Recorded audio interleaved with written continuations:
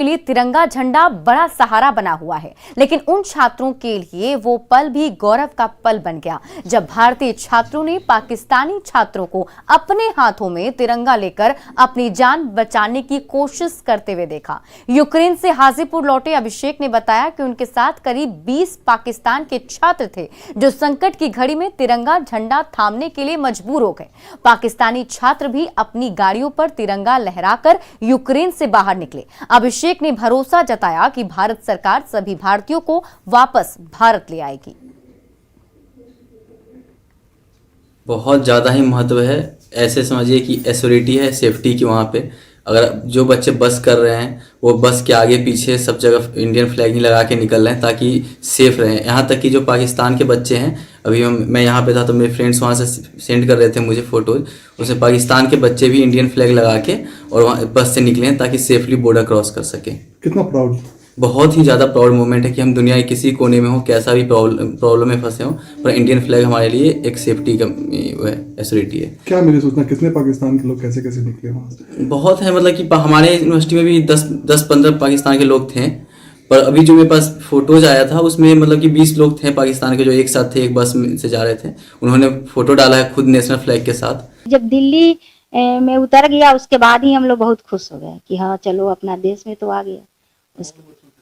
हाँ नहीं, और बच्चों के लिए इस मतलब आ गया ही ठीक है, लेकिन काफी जो बच्चे वहाँ हैं उसके लिए बहुत मतलब दुखी हो रहा है। लेकिन सरकार जो अच्छी काम कर रही है वहाँ से सब लाने के लिए बच्चे सब आ रहे हैं, ये बहुत खुशी की बात है मोदी जी जो कर रहे हैं। और अब बात कुछ अन्य खबरों की। बिहार विधानसभा में ध्यानाकर्षण के माध्यम से यूक्रेन जैसे देशों में बिहार से बड़ी संख्या में एमबीबीएस की पढ़ाई करने जाने वाले बच्चों का मामला उठा, जिसका जवाब देते हुए स्वास्थ्य मंत्री ने कहा कि मेडिकल में नामांकन के लिए पैसे अधिक हैं, लेकिन इसके लिए राष्ट्रीय स्तर पर विचार करना होगा। वहीं सीएम नीतीश कुमार ने भी कहा कि बिहार सरकार इस पर विचार करेगी कि यहाँ के बच्चे दूसरी जगह मेडिकल की पढ़ाई करने के लिए नहीं जाएं, क्योंकि यूक्रेन मामले के बाद अब इसे राष्ट्रीय स्तर पर विचार करने की जरूरत है।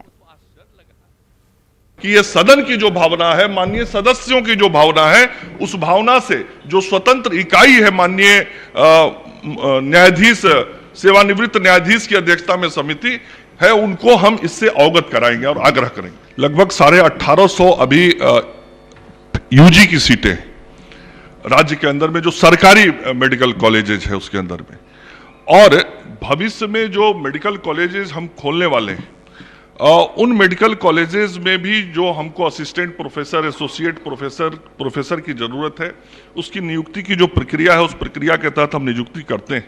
लेकिन जैसा कि माननीय सदस्य ने कहा कि फैकल्टी की कमी के कारण कठिनाइयां आती हैं, और जब एमसीआई का इंस्पेक्शन होता है तो उस समय कभी कभी डिफिशियंसी एमसीआई की तरफ से दिखाई जाती है।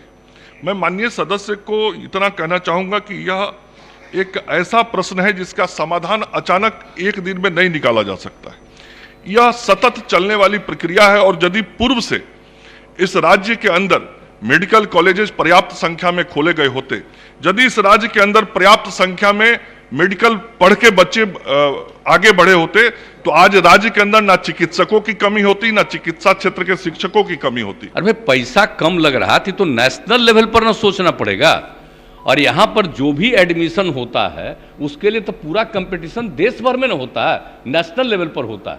अगर सरकारी में सुन लीजिए, पहले आप सुनिए, पहले बात को सुन लीजिए। जब यहाँ पर जो भी कंपटीशन होता है, चाहे मेडिकल कॉलेज हो या प्राइवेट मेडिकल कॉलेज हो, सब जगह के लिए उसी से एडमिशन होता है।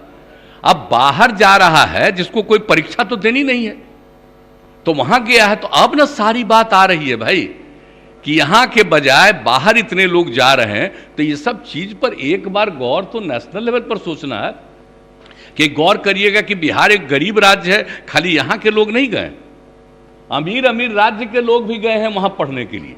तो ये जरा समझ लीजिए ना कि कोई एक जगह का प्रॉब्लम नहीं है, सभी जगह का प्रॉब्लम है।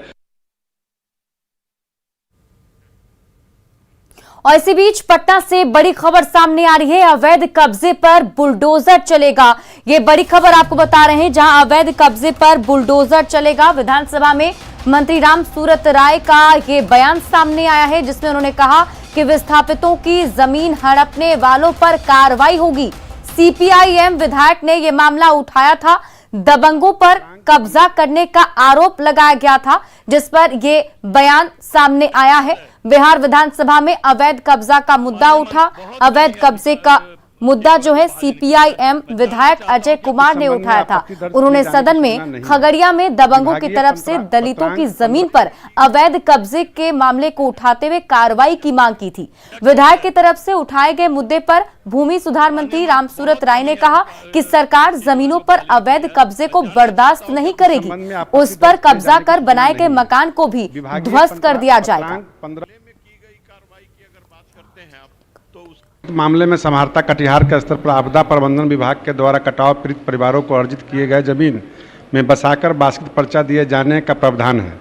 यद्यपि प्रसंगत जमीन मनिहारी नगर पंचायत के अधिसूचित क्षेत्र के अंतर्गत है, फिर भी आपदा प्रबंधन विभाग द्वारा अर्जित किए गए भूमि पर प्रभावित परिवारों को बसाए जाने संबंधी कार्रवाई का निर्देश समाहर्ता कटिहार को दिया गया है। आपदा प्रबंधन विभाग से सहमति प्राप्त कर इसकी कार्रवाई की जाएगी। प्रसंगत जमीन पर अगर कोई ऐसा परिवार व्यक्ति जो कटाव से प्रभावित नहीं हुआ है तथा जबरन कब्जा करने की नीयत से बस गया है, उसे 2 माह के अंदर नियमानुसार अतिक्रमण बाद चलाकर बेदखल करते हुए जमीन आपदा प्रबंधन विभाग के कब्जे में ले लिए जाने का निर्देश दिया गया है।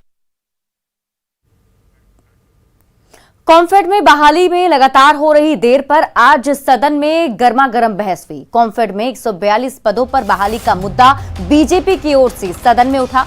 बीजेपी विधायक संजय सरावगी ने पूछा कि बहाली में देरी क्यों हो रही है।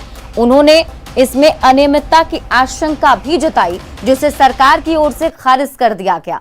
पशुपालन मंत्री मुकेश सहनी की जगह मंत्री संतोष मांझी ने कहा कि इस मामले में कोई गड़बड़ी नहीं है और मामले की समीक्षा करके बहाली की जाएगी। कॉम्फेड में जो है बहाली का विज्ञापन निकला था अध्यक्ष महोदय, और देखिए उत्तर उन्होंने कहा कि 2013 में नहीं 2020 में विज्ञापन निकाला गया। सही बात है, हम 2013 में निदेशक परिषद ने निर्णय किया और 2020 में बहाली निकाला गया अध्यक्ष महोदय, और उसके बाद अध्यक्ष महोदय 26 जून को परिणाम जारी किया गया और आज तक इन बच्चों की जो है नौकरी नहीं लगी। परिणाम हो गया 26 जून को रिजल्ट जारी करा दिया गया। मंत्री जी ने कहा जल्द से जल्द कर रहे हैं। अध्यक्ष महोदय आपकी जानकारी में देना चाहता हूं अध्यक्ष महोदय, पशुपालन विभाग के निदेशक संजय कुमार ने 9/7/2011 को लिखा है कि माननीय मंत्री महोदय ने गैर सरकारी प्रेषण 138/7/21 के माध्यम से विभाग को कहा है कि इस पर व्यापक पैमाने पर अनियमितता हुई है, इसलिए इस बहाली को रोका जाए। तो ये रोके हुए अध्यक्ष महोदय हो गए 10-11 महीना।